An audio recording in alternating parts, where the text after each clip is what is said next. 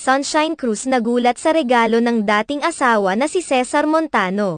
Malaki ang pasasalamat ng aktres na si Sunshine Cruz sa regalong natanggap niya mula sa kanyang dating asawa na si Cesar Montano. Makikita sa ibinahaging larawan ni Sunshine Cruz na isang malaking painting ang ibinigay sa kanya ni Cesar Montano bilang regalo nito sa Pasko. Marami naman sa mga tagahanga ni Sunshine Cruz at Cesar Montano ang natuwa dahil naging maayos na ang relasyon nilang dalawa at malapit na rin si Sunshine Cruz sa kasalukuyang karelasyon ngayon ni Cesar Montano. Bukod pa rito, makikita na maayos ding lumaki ang mga anak ni na Sunshine Cruz at Cesar Montano sa kabila ng mga pinagdaanan ng kanilang pamilya. Masaya na rin ang mga ito sa pagkakaroon nila ng blended family. Maging ang ilang mga celebrities ay natuwa rin sa blended family ni na Sunshine Cruz at Cesar Montano.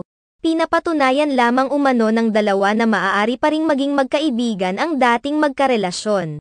May mga netizens din na pumupuri kay Sunshine dahil naturuan umano nito ng maayos ang kanyang mga anak na huwag magtanim ng sama ng loob at bitterness sa kanilang ama kahit na ipinagpalit sila nito noon. Shine deserves praise for raising her children well. Teaching them to treat their father with respect and politeness reflects an understanding that kindness begins at home. Well-raised children no bitterness and hatred, just pure love. Ganda talaga pagpapalaki mo, Miss Sunshine, kasi magkasundo kayo sa ama ng mga anak nyo at walang tampuhan at away. Nakaka-proud makakita ng ganito. Salute you, Miss Sunshine Cruz, for the unconditional love for your children that transcended to the values and the inner beauty of your girls' course.